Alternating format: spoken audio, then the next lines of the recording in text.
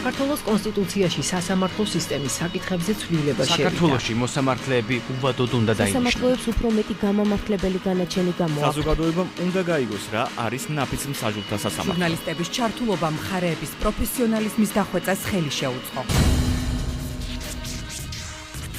გადაცემა მომზადებულია არასამთავრობო ორგანიზაცია საზოგადოებრივ ინიციატივათა ჯგუფთან ერთად იუსტიციის უმაღლესი საბჭოს საერთო სასამართლოების დეპარტამენტის მხარდაჭერით. ეთერშია გადაცემა მართლმსაჯულება.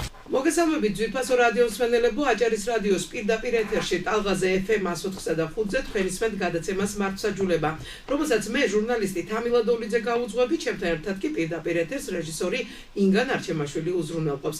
გადაცემა არასამთავრობო ორგანიზაცია საზოგადოებრივ ინიციატივათა ჯგუფთან ერთად იუსტიციის უმაღლესი საბჭოს საერთო სასამართლოების დეპარტამენტის მხარდაჭერით არის მომზადებული. დღეს ჩვენი პირდაპირ ეთერის სტუმარი ადვოკატთა ასოციაციის წევრი, ადვოკატი, აჭარაში ადვოკატთა ასოციაციის წარმომადგენელი და ასოციაციის სარევიზიო კომისიის წევრი ლელა ფშალავა გახლავთ. მოგესალმებით, ქალბატონო ლელა. მოგესალმებით, დიდი პატივია ჩემი აქ მოწვევისათვის. მადლობთ. ლელა, თქვენი ორგანიზაცია, ადვოკატთა ასოციაცია, მსმენელისთვის რომ საინტერესო იყოს, თუ გვიამბობთ ცოტას თქვენი ორგანიზაციის შესახებ, როდის დაფუძნდა და ბათუმში როდის გაიხსნა თქვენი წარმომადგენლობა? ადვოკატთა ასოციაცია დააფუძნა 2005 წელს. ბათუმის სახლი კი ადვოკატი, ბათუმის სახლი კი დაფუძნდა 2014 წლის 15 სექტემბერს. მოგეხსენებათ, რომ ბათუმის სახლში ადვოკატებისათვის სრული კომფორტია, მივიდნენ, იმუშაონ, მოამზადონ საქმეები. ჩაატარონ კონფერენციები, ტარდება ტრენინგები, ასე რომ ადვოკატთა ასოციაციის დიდი ნაბიჯია, რაც რეგიონებში შეიძინის სახლი და უფრო მეტად აახლოებს რეგიონის მომუშავე ადვოკატებს ასოციაციასთან. ასევე ადვოკატთა ასოციაციის მთავარი ძალისხმევაა ადვოკატთა როლის გაძლიერება მართლმსაჯულების სისტემაში, რაც მოგეხსენებათ, რომ ადვოკატთა ასოციაციის თავმჯდომარე ზაზა ხატიაშვილი ამაზე დღემდე ჟურნალს და ამაზე აპელირებს, რომ სახელმწიფოში იყოს ადვოკატის როლი გაძლიერებული, რაც ასოციაციის მთავარი კანონშემოქმედებითი საქმიანობის განვითარების მთავარი სტრატეგიული ამოცანების განუყოფელი ნაწილი იქნება ეს ამ კუთხით განვითარება, იმით რომ მუშაობს კანონთა ცვლილებებზე. ასევე ტარდება ყოველწლიურად ადვოკატთა ასოციაციის წევრებისათვის ტრენინგები. ეს ტრენინგები რა თქმა უნდა უფასოა და ამით ხდება ადვოკატების გადამზადება ყველა სფეროში. ასევე ძალიან დიდი ნაბიჯი გადადგა ადვოკატთა ასოციაციამ, კერძო ზაზა ხატიაშვილი აღმასრულებელ წევრებთან ერთად ამბოლო დროს იმყოფებოდა საერთაშორისო კონფერენციაზე ერაკში, რომელმაც გახსნა კონფერენცია და ისაუბრა პროფესიის როლის განვითარებისა და ადვოკატის უფლებების დაცვისა და უფასო იურიდიულ დახმარებაზე ერაკში. იმ ქვეყანაში, სადაც საომარი ვითარებაა და ჩადეს ჩვენი ქვეყნის ადვოკატთა ასოციაციის თავმჯდომარე და იმ ქვეყანაში, სადაც ომია გაჩაღებული, საუბრობს ადვოკატის როლის გაძლიერებაზე. ეს ერთ-ერთი დიდი ნაბიჯია ადვოკატთა ასოციაციის, რაც გაკეთდა და მეამაყება იმისთვის, რომ ჩვენმა თავმჯდომარემ ეს ნაბიჯი გადადგა და დელეგაცია ადვოკატებთან ერთად ჩავიდა და თავისი სათქმელი თქვა იქ რა თქმა უნდა, როგორი უნდა იყოს სახელმწიფოში ადვოკატი უფრო ძლიერად. ადვოკატის როლი გაძლიერებული სახელმწიფოში. ასევე ჩვენს ქვეყანაში დღემდე არის ადვოკატის უფლებების შელახული, რაც ბატონი ზაზა ხატიაშვილი ყოველთვის ბრიფინგებით აღნიშნავს, წერს ამაზე, საუბრობს ხმამაღლა. წინა მთავრობაში ეს იყო პრობლემა უფრო მეტად, რა თქმა უნდა 150-მდე ადვოკატი იყო კანონურ პატიმრობაში. დღესაც ესეთი ბათუმელი ადვოკატები იყვნენ მათ შორის. ძალიან ბევრი იყო, რამოდენიმე ადვოკატი იყო, რომელიც კანონურ პატიმრობაში და შემდეგ ამნისტიის შესახებ გაისინე. ამნისტიის შემდეგ გამოვიდნენ და დღეს ისევ მოიხსნათ მასამართლობა და დღეს ისინი ისევ საადვოკატო საქმიანობას აგრძელებენ. მე ეხლა ვერ ვიტყვი, რომ თაღლითებს ადვოკატთა ასოციაცია ხარს უჭერს, როცა თაღლითი ადამიანი შეიძლება იყოს ის ადვოკატი და იყოს სხვა პროფესიით, მაგრამ ადვოკატი თუ თაღლითურ საქმიანობას ეწევა, მაშინ ადვოკატთა ასოციაციამ მას ხარს რა თქმა უნდა არ დაუჭერს, მაგრამ როცა უფლებებს უახავენ ადვოკატს და მის საქმიანობაში ერევა სახელმწიფოაში და მის საქმიანობას ვერ ახორციელებს კანონის შესაბამისობით, რა თქმა უნდა, მაშინ ადვოკატთა ასოციაცია ამაზე აკეთებს აპელირებას და თხოვს სახელმწიფოს, რომ ადვოკატი იყოს ჩვენს ქვეყანაში დამოუკიდებელი და მისი პროფესიული საქმიანობა გააკეთოს დამოუკიდებლად, თუ არ წინააღმდეგება, რა თქმა უნდა, კანონს. ლელა, მაინტერესებს თქვენს ბათუმის ორგანიზაციაში რამდენი ადვოკატი ყავთ გაწევრიანებული და ზოგადად ისინი რა საქმიანობას ეწევიან, მხოლოდ საადვოკატო საქმიანობას თუ ადვოკატთა ასოციაციაში აჭარის რეგიონის 300-მდე ადვოკატია გაწევრიანებული, მაგრამ აქედან მოქმედი შეიძლება იყოს 200 ადვოკატი. დანარჩენები არიან იურისტები, სხვადასხვა დაწესებულებებში ძალიან წარმატებული ადვოკატი, იურისტები, რომელიც ახლა ზოგი მთავრობაში მუშაობს, სამთავრობო რომ ისინი კარგი ადვოკატები არიან და საადვოკატო საქმიანობიდან დაიწყეს მათ თავისი წინსვლა, ასე რომ ბევრი ადვოკატია აჭარაში, ძალიან ჭკვიანი, ძალიან განათლებული და ამისათვის ადვოკატთა ასოციაციაც კი ამბობს, რომ აი აჭარაში არიან ძალიან მიზანდასახული ადვოკატები. ანუ მოთხოვნა საადვოკატოს საქმიანობაზე დღეს არის ძალიან დიდი მოსახლეობის მხრიდან და აი როგორ ხდება ლელა, მაინტერესებს, აი მე მჭირდება ადვოკატი. მოვდივარ თქვენთან ასოციაციაში და ხდება? ესე ხდება, ასოციაციაში არ ხდება ეს რომ მოვიდეს და ადვოკატი აიყვანოს. ადვოკატთა ბათუმის სახლი, იმიტომ შევიძინეთ, რომ იქ კერძოდ ადვოკატების გადამზადება მოხდეს, ტრენინგები პროფესიული განვითარებაში. როგორც მასწავლებელთა სახლი არის, განათლების ფონდი ასე. იმიტომ რომ ჩვენ ყოველწლიურად გამოცდები აღარ ტარდება, გამოცდებს ადვოკატი ერთჯერადად აბარებს ადვოკატო გამოცდას, რომელიც ძალიან გაძლიერებულია. პროკურატურის გამოცდა არა, ისეთი ტესტები გაძლიერებული და გამკაცრებული, როგორც ადვოკატთა ასოციაციის ტესტებია. ადვოკატთა ასოციაციაში მიდიხართ თუ? დიახ, ადვოკატთა ასოციაცია აცხადებს მიღებას წელში ორჯერ, რა თქმა უნდა, აუცილებელია საბუთობის მოგროვება, უნდა ქონდეს იურიდიული განათლება, და როცა გამოცდას ადამიანი ჩააბარებს, შემდეგ ერთწლიანი სტაჟი აუცილებელია გამოცდილებას იურიდიული ნამუშევარი უნდა ქონდეს. ან იურისტად უნდა ქონდეს ნამუშევარი, რომ შეძლოს შემდეგ ადვოკატი, როგორც ადვოკატად გაწევრიანდეს და ჩვენთან ესე არ ხდება, იმიტომ რომ ჩვენ ვართ ფიზიკური პირები, ან არის შეპესეები, არის კერძო ფირმები, რომელიც ადვოკატები ჩვეულებრივად საშემოსავლოს იხდიან და ამიტომ ეს არ არის არასამთავრობო ორგანიზაცია, რომ ახლა ბათუმის სახლში უნდა მივიდეს და მოითხოვოს ადვოკატი. ხო, ამისთვის არის არასამთავრობო ორგანიზაცია, ვინც უფასოდ ემსახურება. უბრალოდ ის ადვოკატები, რომელიც არიან ცნობილები, ყოველს ყავს მისი კლიენტები. საია დემოკრატიის ინსტიტუტი. საია ემსახურება უფასოდ და ეს იურისტი ადვოკატი არის. რა მაინტერესებს იცით ლელა? რომელიც უნდა გადაუხადოთ თანხაუცილებელი და მის მომსახურებაში.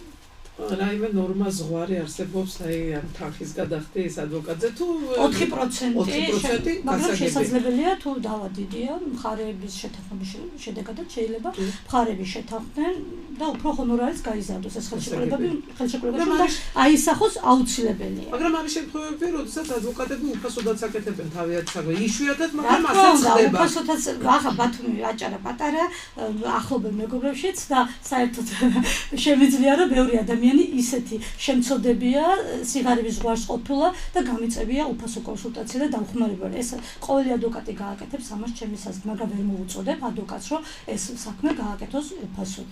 ლელა, რა მაინტერესებს, იცით, აი მოსამართლეებს გამოსასწრება და ენიშნებათ 3 წლიანი გამოცდა და შემდეგ ინიშნებიან 10 წლიანი ვადით. ხო, ადვოკატებში როგორ არის? ჩვენთან არის გამოსასწრო ჩააბარებ 7 წლიანი. თუ 7 წელში არ აღირიცხე ადვოკატთა ასოციაციის წევრად, მაშინ ხელმეორედ მოგიწევს გამოცდის ჩაბარება. გასაგებია, 7 წელი შეგიძლიათ თავისუფლად იმუშაო და შემდეგ ისევ გამოცდას აბარებ. არა, 7 თუ გამოცდას ჩააბარებ.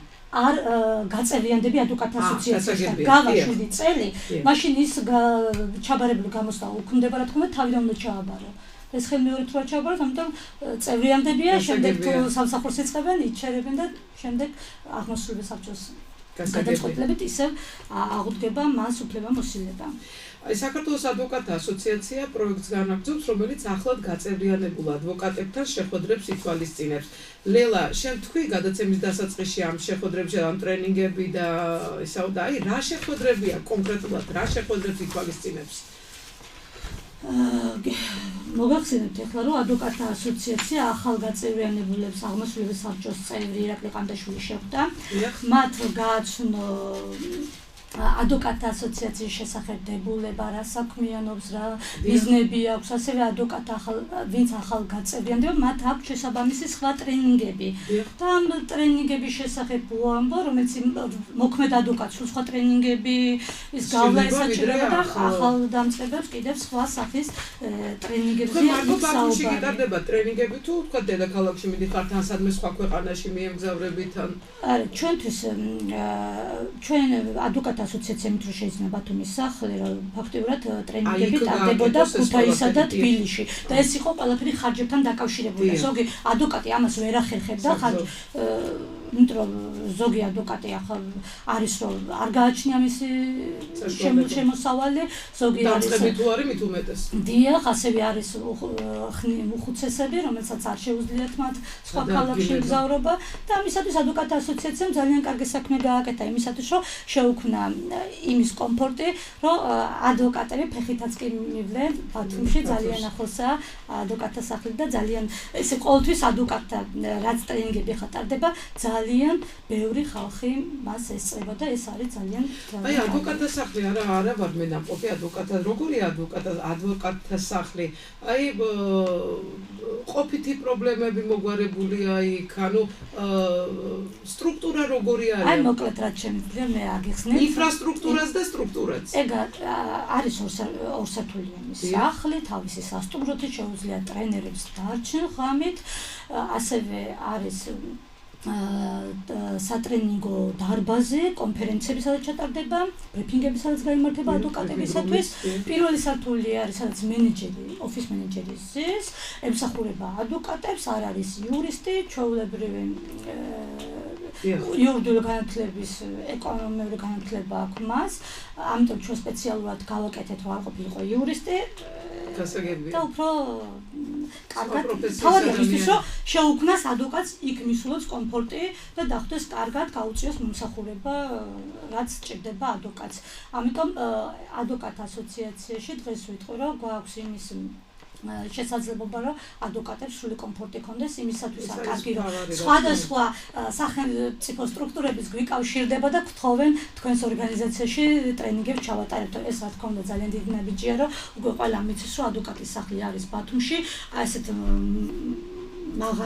მაღალი დონის სახლი, სადაც უკვე სხვადასხვა სახელმწიფო სტრუქტურებსაც კი უნდა ჩვენს ორგანიზაციაში დაუთმოთ რამოდენიმე დღე და დაატრენინგონ თავისი თანამშრომლები და ეს ძალიან დიდი ნაბიჯია ნამდვილად ადვოკატთა ასოციაციის განვითარებისათვის, რაც ადვოკატის სახლში დღეს ხდება. და ლილა, თქვენ პრაქტიკოსი ადვოკატი გწამდებით? რამდენ წლიანი სტაჟი? მე 10 წლიანი სტაჟი მაქვს ადვოკატთა რაც ასოციაციაში ვარ გაწევრიანებული და ვმუშაობ, მიამაყება იმისათვის რომ ვარ ადვოკატი და ჩემი მოწოდებაა რომ ვიშრომო იმისათვის რომ ვიყო კარგი ადვოკატი, შევიტანო ჩემი წვლილი ადვოკატთა ასოციაციაში, ერთობლივად დავიცოთ ადვოკატის უფლებები, იმიტომ რომ როცა და იმ ადამიანებისაც ვისაც იცავთ ალბათ. რა თქმა უნდა, მე რომ ვიქნები, ჩემი როლი იქნება ადვოკატურა ძლიერი, როგორც ადვოკატი ვიქნები ძლიერი, ჩემი კლიენტიც და ჩემი დაცვის ქვეშ ყოფი, თავს იგზნობს კომფორტულად, რომ მე შემიძლია საკუთარი თავის დაცვა და შემდეგ მის უფლებებს დავიცავ ძალიან კარგად და უფრო იქნება ისიც დაცული. ამიტომ თავარია ჩვენი პროფესია განავითაროთ, ეს იქნება მარტო ერთეულების მუშაობით არაა შესაძლებელი, რაც ზაზა ხატიაშვილი თავმჯდომარედ აღიჩიეთ, იმის მერე ადვოკატურ ასოციაციაში შეიცვალა ბევრი რამ, ზაზა ხატიაშვილის გადაწყვეტილება, რომელიც უკვე ადვოკატებს დაიწყო ტრენინგების ჩატარება, ეს ადრე არ ხდებოდა, ძალიან იშვიათი მოვლენა იყო. ეხლა ამას სისტემატური სახე მიეცა. ზაზა ხატიაშვილი ასევე აქტიურად იცავს ყველა ადვოკატს მიუხედავად პოლიტიკური თუ პარტიული თუ რელიგიური შეხედულებებისა, რომელიც ამას შეიძლება საზოგადოება ზოგი ძალიან ცუდად აფასებს, მაგრამ ეს ასე არა. ადვოკატთა ასოციაციის თავმჯდომარე ზუსტად უნდა იქცეოდეს ისე არაპოლიტიზირებულად და მის წევრს რელიგიური უმცირესობისა თუ სხვა პარტიული ნიშნით არ უნდა იყოს სიმპათიით გავჭრობ, რომ ის პარტიულია, ის ადვოკატი იმისათვის დაიცოს, რომ ის პარტია მოწონს, ესე არ უნდა იყოს ზაზა ხათიაშვილიც მიუკორძებული ადამიანი. და მას მე მხარს ვუჭერდა.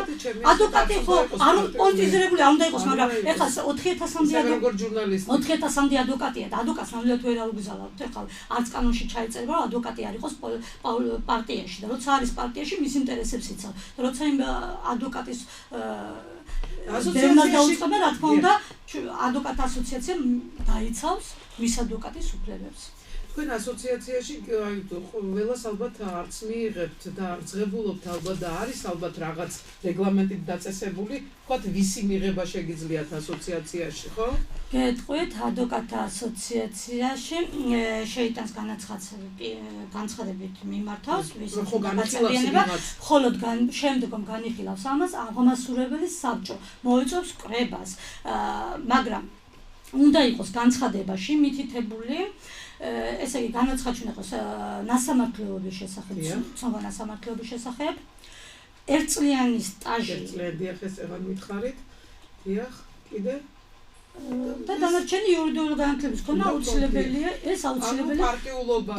არა, ამასაც რო არ აქვს მნიშვნელობა, ეს პარტიულობას ნამდვილად იქ განცხადებაში არის პუნქტი მითითებული, ეს უკვე დისკრიმინაციული იქნება, რომ ჩვენ მივუთით ადვოკატ ასოციაცია მოთხოვოს ვინმეს, რომ მიუთითოს რომელი პარტიულია. ეგ არ შეიძლება, ეს დისკრიმინაციული იქნება, ამიტომ რომ რელიგიასაც კი არ უთითებთ, იქ არ არის განცხადებაში საჭირო მითითება, რომელი რელიგიის და თავარი არის საქართველოს რელიგიას რა თქმა უნდა. არ უთითებთ, თავარი არის საქართველოს მოქალაქე, იმას პირადობის მოწოდითაც დამთავრებული და უნივერსიტეტი იურიდიული განათლების ქონა აუცილებელია, გამოსტები უნდა ქონდეს ჩაბარებული ადვოკატთა ასოციაციის ერთწლიანი სტაჟი, ან გავლილი უნდა ქონდეს სტაჟირება რომელიმე კომპანიაში და აღმასრულებელი საბჭო აუცილებლად გადაწყვეტავს მის სასარგებლოდ, რომ გააწევრიანოს.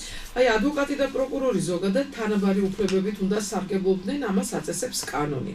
ევროპული სასამართლო მიიჩნევს, რომ მხარეთა თანასწორობა თითოეული მხარისთვის გულისხმობს საკუთარი პოზიციის, მათ შორის მტკიცებულებების წარდგენის გონივრულ შესაძლებლობას ისეთ პირობებში, რომელიც მას არ ჩააყენებს არახელსაყრელ მდგომარეობაში მოწინააღმდეგესთან. მხარეთა შეჯიბრებითობა გულისხმობს დაცვის და ბრალდების მხარეთა თანაბარ პირობებს მოიპოვონ, შეისწავლონ, წარადგინონ და გამოიკვლიონ საკუთარი და მოწინააღმდეგე მხარის მტკიცებულებები. საგამოძიო მოქმედებების ჩატარებისას ისარგებლონ ასევე თანაბარი უფლება მოვალეობებით. მხარეთა თანასწორობასა და შეჯიბრებითობაზე აგებული სისხლის პროცესის მიზანი სამართლიანი სასამართლოს უზრუნველყოფა. თუმცა ადვოკატები ამბობენ, რომ სახელმწიფო ბრალდებელთან შედარებით არათანაბარ პირობებში არიან. აი, ლელა, თქვენ ხართ ადვოკატი, ეთანხმებით ამ მოსაზრებას? ყველაფერი შედარებითია, სხვა ქვეყანთა შედარებით საქართველოს წინ ვართ ამ კუთხით. მაგრამ ვეთანხმები მაინც ზოგადად ადვოკატების აზრს და მიმაჩნია, რომ არათანაბარ პირობებში არიან, რადგან საგამომძიებლო მოქმედებების ჩატარებისას უნდა ისარგებლონ თანაბარი უფლებებით, რაც ვერ ხდება ხშირ შემთხვევაში, რადგან ძირითადად მაინც ირღვევა ადვოკატის უფლებები, ამიტომ ადვოკატის უფლებები რომ არ დაირღვას, ეს გადაწყვეტილება ამ აღნიშნული, თქვათ, მტკიცებულების ამოღება უნდა ხდებოდეს სასამართლოს გადაწყვეტილებებით, რაც არ ხდება ეხლა. ეს თუ იქნება, რომ სასამართლო გადაწყვეტილებები, ან იქნება ადვოკატის როგორ მოიპოვოს მტკიცებულება ამა თუ იმ საქმეზე, ეს უფრო გაუადვილებს ადვოკატს ამა თუ იმ მტკიცებულების ამოღებას, რაც პროკურორს ეს ძალიან ადვილია, იმ დროს სახელმწიფო ხარჯებია ყველა, სახელმწიფო ხარჯებიდან აკეთებს ამას და ამიტომ ადვოკატის უფლებები ამ მხრივ მაინც ირღვევა. თუმცა ეს კანონი ზოგ ქვეყანას საერთოდ არ აქვს. ჩვენ გვაქვს, მაგრამ ვერ ვიყენებთ ისე როგორც საჭირო, როგორც ადვოკატს კომპლექტი ექნება. ზოგ ქვეყანასთან შედარებით პიონერები ვართ ამ საქმეში. კი, მაგრამ ეს კანონი არ არის ყველგან. რაც ჩვენთან არის, რაც ევროპელებს რო უთხრათ, ეხა ეს კანონი ჩვენ გვაქვს თანაბარ უფლებებში ვარ, რომ ამას კანონი აწესებს. გაუხარდებათ, რომ წინ ხართ, ეს კანონი თქვენ მიიღეთ, მაგრამ შემდეგ რეგულაცია როგორ ხდება ამ კანონის ადვოკატებთან მოხდეს გასაუბრება, რა თქმა უნდა უარყოფით ხარეს გამოაჩენს ის, რომ ამ კანონს არ აქვს სწორი გაგება, იმიტომ რომ არ ხდება იმ მტკიცებულებების ამოღება ადვოკატებს ხელი ეშლებათ მაინც ამა თუ იმ საქმეებზე. აი, საქართველოს კანონმდებლობაში განხორციელებული ცვლილებით ეს კითხვა რო არ კითხოთ, არ შემიძლია 1 აპრილიდან ქორწინების იძულება დაჟადი გახდა. თქვენს პრაქტიკაში რამდენად ხშირად შეხვედრი ხართ ნაადრევან იძულებით ქორწინებაში მყოფ კონტინგენტს და თუ დაგიცავთ მათი ინტერესები? საქართველოში საერთოდ ნაადრევ ხშირად ხშირია, რადგან საქართველოში ნაადრევ ქორწინებასთან დაკავშირებული სტატისტიკა არის საგანგაშო.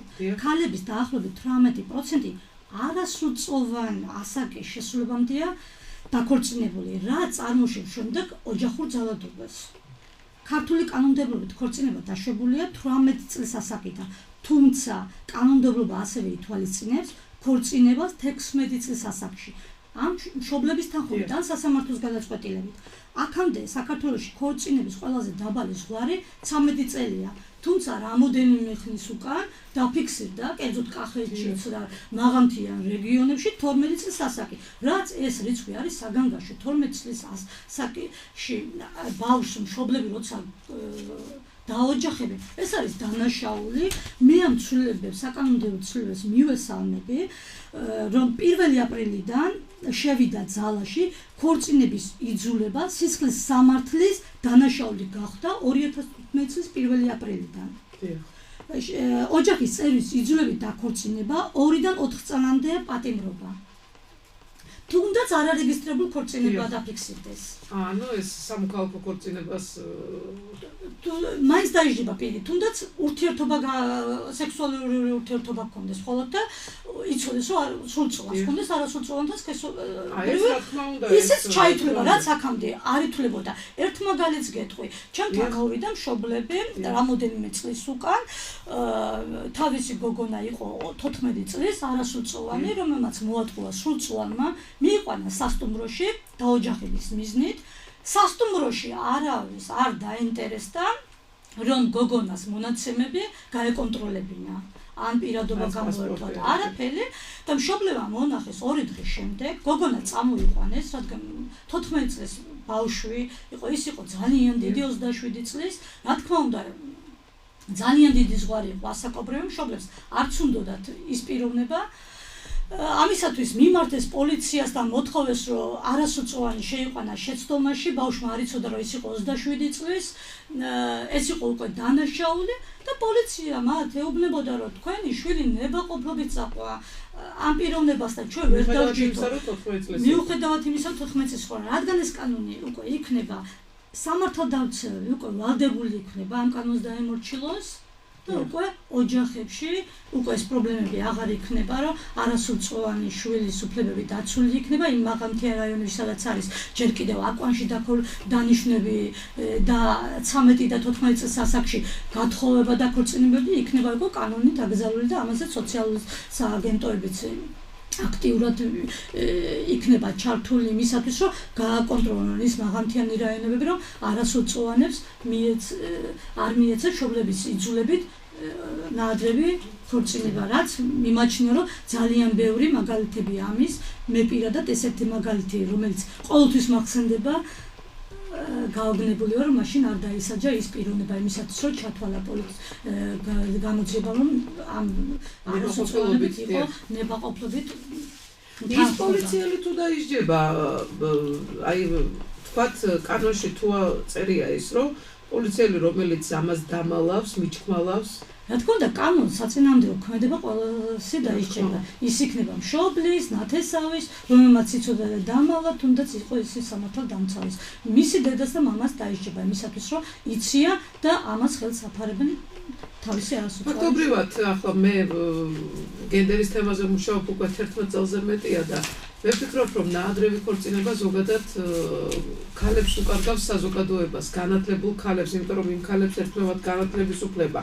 მით უმეტეს სამოქალაქო განათლების უფლება და ზოგადად ისინი უკვე ცხოვრობენ, რა აქვთ მათ მხოლოდ ოჯახი და შვილები, მეტი არაფერი და გარეთ ვერ გამოდიან. ჩვენთან არის მენტალიტეტი, რომ ოჯახურ ძალადობებს ზოგი მალავს. როცა ჩვენთან კონსულტაციაზე მოდიან, ესაუბრებია ეს პრობლემა. ხედავ, რომ აქ შეიძლება დასულდეს მსხვერპლით, ვეუბნები, განაცხადე, როგორ განაცხადო პატიოსანი ქალი ვარ. გონიათ რომ უნდა იყოს ადამიანი მეძავი რომ პოლიციაში მიდის და განცხადება დაწეროს. საერთოდ სამართალდამცავებიც არიან დასატრენინგებელი პოლიციელები, ის გამომძიებლები, ის უბნის ინსპექტორები. ამისათვის ოჯახური ძალადობის აღკვეთის სრუტთა დაცვის და დახმარების საკითხებზე ტრენინგია აუცილებელი მათთვისაც, რომ იცოდნენ რა პრევენცია განახორციელოს ამ ოჯახში. ტრენინგი ჩვენთან ადვოკატთა ასოციაციის სასწავლო ცენტრისა და გაეროს ერთობლივი პროგრამების გენდერული თანასწორობის ხელშეწყობისათვის საქართველოში თანამშრომლობთ ამ ფონდთან, რომელიც ადვოკატთა ასოციაციის სასწავლო ცენტრი ატრენინგებს ადვოკატთა ასოციაციას. მოგიტანეთ ეს წიგნი.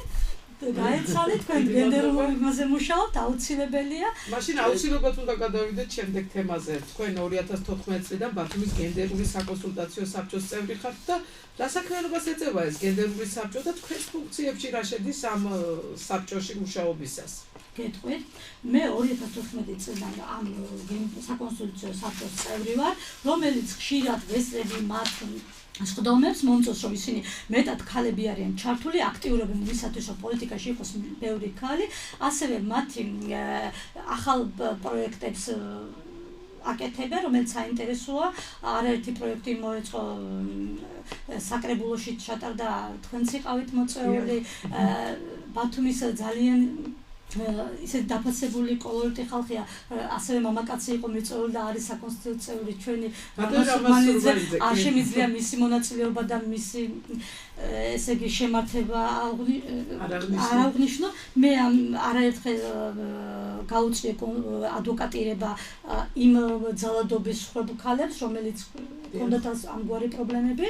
და ეს საკონსულტაციო საბჭო ძალიან დიდ საქმეს ეწევა დღეს აჭარაში, რომ ქალებს აერთიანებს, დიასახლისებს ხვდება, უფრო მეტად ისეთ ქალებს, რომელიც არ მუშაობენ და ყველასგან გრძნობენ თავს მიტოვებულად და აი ესეთ ხალხთან ურთიერთობა, რომელიც შესაძლებელია რომ ქალი მარტო წინსაფრად არ იყოს სახლში, დიასახლისი, უნდა იყოს საზოგადოებასთან ახლოს, ასევე იმ ძალადობის სხვებ ქალებთან კონსულტაცია და იმის მუშაობა, რომ შემდგომში აღმოიფროს ეს ძალადობა მათ ოჯახში და შეეძლონ თქვენ ასწავლეთ როგორ უნდა მოიცნოთ. დიახ, კონსულტაცია შეგვიძლია სასამართლოში ქონდა რამოდენიმე საქმე დავასრულეთ და ესე რომ ეს ვამაყობ რომ ვარ საბჭოს წევრი, რაც შემიძლია რაღაც ქალებს დავეხმარო, მაგრამ მე ხშირად ვსაუბრობ, რომ მოძალადი არ შეიძლება მარტო იყოს ქალი. მოძალადის მსხვერპლი არის მამაკაცებიც. ამ თემაზე მუშაობ მე, როცა ოჯახი ინგრევა, ქალს რჩება ბავშვები. ეს კანონი ჩვენთან არ არის დარეგულირებული, რაც უნდა დარეგულირდეს. ბავშვის საცხოვრებელი ადგილის განსაზღვრა უნდა მოხდეს შესწავლით, თუ ქალს არ შეუძლია ბავშვის რჩენა, არ არის თქვათ კარგი ყოფა ქცევის, ხო? მაშინ მამას უნდა დარჩეს. რაც არ ხდება ხშირ შემთხვევაში და აი მაგ ერთი საქმე ამ აღნიშნულთან დაკავშირებით და მინდა რომ აი ეს დაუნერგოთ, ერთად ეს საქმე, რა თქმა უნდა, თუ წარმატებით დასრულდა და საქალაქო სასამართლო მიიღო სწორი გადაწყვეტილება და ბავშვები მამას მიაკუთვნა, მე უკვე ხალხი ისწავლის საზოგადოება ენდობა სასამართლოს, რომ შესაძლებელია ქალი სტატუსის გამო მარტო ბავშვები არჩებოდეს მასთან. ამ შემთხვევაში ყველას ახლა 100%-დან შეიძლება ეს საქმე იყოს 20%, რომელიც მამა იმსახურებს, ყავდეს შვილები და როცა მისი მეუღლები არიან სუბუქი ყოფაქცევის, არ შეუძლიათ ბავშვი კარგ გარემოში აღზარდეს. შეიძლება სულაც არ იყოს სუბუქი ყოფაქცევის, უბრალოდ მაგრამ მას განათლება არა, საშუალებაზე არა. თუ საშუალება არ აქვს, მაშინ დედამ უნდა აღზარდოს, იმიტომ რომ კარგი დედა ყოველთვის ბავშვებს კარგად აღზრდის. მაგრამ როცა დედა არ იცის განათლება როგორ მიცეს და ის განათლებაზე არ ზრუნავს და დღეიდან საღამოდი არის თავის მეგობრებში და ბავშვების სახლში საერთოდ უყურადღებოთ არიან, უყურადღებო მშობელს უფლება უნდა ჩამოერთვას, დედობის კი არა, არამედ იმის რომ საცხოვრებელი სახლი განესაზღვროს ადგილი მამა, რომ მამა მიაქცევს, თუ მას შეუძლია მამა ყავს ისეთი, რომელსაც შეუძლია ბავშვს მიცეს ის განათლება, რაც მომავალში გამოადგება შვილებს. მე ამ მხრივ საუბრობ, ამიტომ გენდერული საბჭოს წარმომადგენელი ვარ და გენდერულ უფლებებს ვიცე, მაგრამ ზოგ შემთხვევაში კანონს სხვანაირად შევხედოთ. გენდერული თანასწორობა იმასაც ნიშნავს, რომ ვინც არის დაუცველი, ის დაიცვა ან მამაკაცი, ან ქალი. ჩვენ ამ შემთხვევაში ქალთა დაცვაზე და ქალთა პოლიტიკურ გაძლიერებაზე იმიტომ საუბრობთ, რომ დღეს ნაკლებად არიან ქალები დაცულები და ნაკლებად არიან პოლიტიკაში.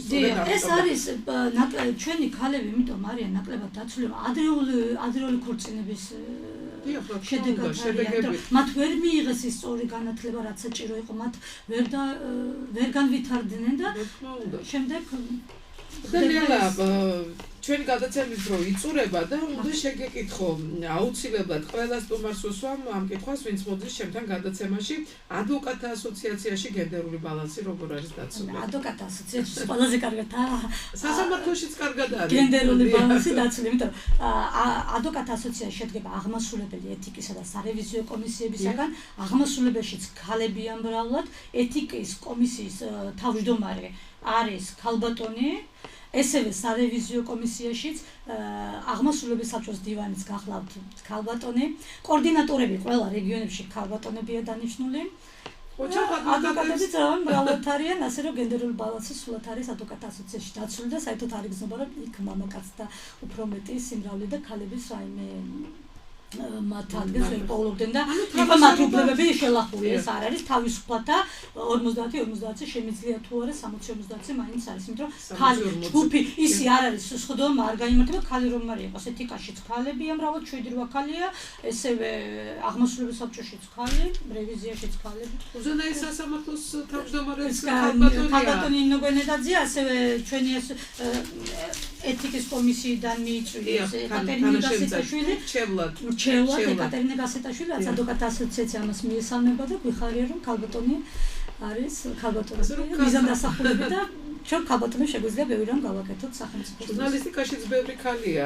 როგორ არის იცით, სასამართლოში, ბათუმის სასამართლოში, საქალაქოში არის 6 მამაკაცი და 4 ქალბატონი.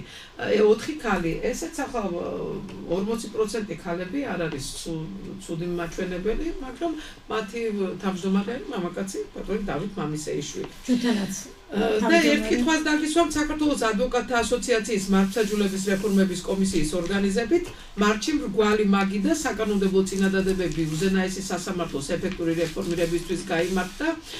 თქვენმა თავმჯდომარემ ზაზა ხატიაშვილმა უზენაესი სასამართლოს როლსა და მნიშვნელობას მართლმსაჯულების განხორციელების პროცესში ხაზი გაუსვა. სამართლის უზენაესობის და მართლმსაჯულების რეფორმების კომისიის თავმჯდომარე დავით ასათიანმა საერთო სასამართლოების შესახებ საქართველოს ორგანულ კანონში ცვლილებების პროექტის შესახებ ისაუბრა და რას ითვალისწინებს ეს ცვლილება? დიახ, ადვოკატთა კორპუსმა უზენაეს სასამართლოს ახალი პროექტის შესთავაზა, რაც საერთო სასამართლოების ორგანულ კანონში შევიდეს ცვლილებები, კერძოდ პროექტი ითვალისწინებს უზენაეს სასამართლოების კოდექსის და მისი შემადგენლობის, ასე უზენაეს სასამართლოს რეფორმირებას. კანონპროექტი საქართველოს ადვოკატთა ასოციაციამ პარლამენტს წარუდგინა, კერძოდ შეთავაზებული კანონპროექტის მიხედვით საქართველოს უზენაეს სასამართლოს მოსამართლეთა რაოდენობა 28 იქნება, მოქმედი რედაქციით 16-ია. რაც ასე უზენაეს სასამართლოს მოსამართლეთა არჩევის წესთან დაკავშირებით ეს საკანონმდებლო ინიციატივით იქნება, რომ მოსამართლე შეიძლება იყოს მოქალაქე, რომელსაც აქვს უმაღლესი იურიდიული განათლება, მოსამართლეობის მუშაობის არანაკლებ 5 წლისა, ხოლო ადვოკატად ან პროკურორად მუშაობის 10 წლის გამოცდილება. კანონპროექტის ესე იგი ავტორები ასევე მიიჩნევენ, რომ საქართველოს რაოდენობა მოსამართლეთა უფრო გაზრდილი იყოს, კონდეს საქართველოს ესე იგი მოქალაქეობა, იყოს იურიდიული განათლება, რა თქმა უნდა უმაღლესი და ასევე სამართლის დარგის კარგი სპეციალისტი, პროფესიული გამოცდილება, რომელიც შეესაბამება უზენაეს სასამართლოს სტატუსს და ასევე რაც შეეხება უზენაეს სასამართლოს პალატების გარდა დიდი პალატები, სადაც კოლეგიები უნდა შეიქმნეს, რომელიც ეს კოლეგიები განსაზღვრავს საქმების წარმოების სელობებს, უფრო მეტად დაემატება, ესე იგი აუცილებელია რეფორმისათვის მოსამართლეთა დიდი რაოდენობით დამატება, რომ უფრო საქმები მიიღო და იყოს გასაგები. მაგისტრატ მოსამართლეებზე რა სიტყვით? აი თქვენ რაიონებში ადვოკატები როგორ ფუნქციონირებენ? აი მაინტერესებს. მუნიციპალიტეტებში იქ მაგისტრატი მოსამართლეები ხო არიან? ანუ იქაც იმართება საქმეები, ხო? მოპასუხეს, სადაც მოპასუხეს მიღწევს. ყველგან სასამართლო არის ბათუმის საქალაქო ხელმძღვანელის არის, რა თქმა უნდა, რეგიონი. გვაქვს ურთიერთობა არის სასამართლო უნდა იყოს დამოუკიდებელი. სასამართლო თუ არ იქნება დამოუკიდებელი და პოლიტიზირებული იქნება, ჩვენ საზოგადოებას ნდობა არ ექნება, ამიტომ მოუწოდებ პოლიტიკოსებს, თუნდაც სასამართლო საბოლოოდ მართლმსაჯულება იყოს ქართული და დამოუკიდებელი, ნუ შეეხებიან მოსამართლემ თავისი საქმე აკეთოს და ბოლო კვლევებით ბათუმის საქალაქო სასამართლო ნდობას იმსახურებს შესაძლოა ამ ბოლო დროს კი, იმიტომ რომ ბევრი გადაწყვეტილებები მიიღო გამამართლებელი ბათუმის საქალაქო სასამართლო, მისასალმებელი ამ ბოლო დროს რაც გააკეთა, მაგრამ ქუთაისის სააპელაციო სასამართლომ ყველა თითქმის გააუქმდა და შეუფარდა იმ პირებს ისევ პატიმრობა. ამიტომ აქ გვაქვს ჩვენ საერთოდ სახელმწიფოში ცუდი სტრუქტურა ისაა, რომ როცა იცვლება ხელისუფლება, უკვე მესამე წელზე ვართ ამ ცვლილებებზე, ჩვენ პოლიტიკური შეხედულებები ამა თუ იმ საქმებს და ესე არ უნდა იყოს, უნდა გამოირიცხოს, იმიტომ რომ საერთოდ მაღალ თანამდებობის პირების მიერ იწყება დევნას, ეს სამართლებრივი და ამიტომ ყოველთვის იცნის კითხვა, ეს პოლიტიკურია, მაინც თუნდაც კანონი არ იცოდეს ადამიანმა, გონია რომ ის პოლიტიკური მაინც მსხვერპლია. ეს რო არ იყოს, მოსამართლე უნდა იყოს დამოუკიდებელი და იმ საქმეს, რომელიც ის აწარმოებს, არ უნდა უყურებდეს როგორც პოლიტიკური პარტია რომ მას ეს მოწოს თუ არ მოწოს, ადამიანი თუ არის და მის წინააღმდეგ არ არის ისეთი ჩვენებები მიღებული ან დამამტკიცებულებები, მოსამართლემ უნდა გამოიტანოს სწორი გადაწყვეტილება, რომ საზოგადოებამ ბოლოს და ბოლოს დაიჯეროს, რომ სასამართლო არის დამოუკიდებელი და ქართული მართლმსაჯულებას არ დაჭირდება ევროსასამართლოებში სიარული ამ საზოგადოებას და მე მოხარული ვიქნები ქართული მართლმსაჯულება როგორ იქნება ისეთი ძლიერი, რომ ევროსასამართლოში არ დაგჭირდება საქმეების გასაჩივრება. დიდი მადლობა ლელა, ეს იყო გადაცემა მართლმსაჯულება. დღეს ჩვენი პირდაპირ ეთერის სტუმარი ტალღაზე FM 104.5 ადვოკატთა ასოციაციის წევრი ადვოკატი, აჭარაში ადვოკატთა ასოციაციის წარმომადგენელი და ასოციაციის სარევიზიო კომისიის წევრი ლელა ბჟალავა გახდათ. გადაცემაზე ჟურნალისტი თამილა დოლიძე და რეჟისორი ინგა ნარჩემაშვილი მუშაობდნენ. ჩვენი გადაცემა არასამთავრობო ორგანიზაცია საზოგადოებრივ ინიციატივათა ჯგუფთან ერთად იუსტიციის უმაღლესი საბჭოს საერთო სასამართლოების დეპარტამენტის მხარდაჭერით არის მომზადებული. ნახვამდის. ნახვამდეთ.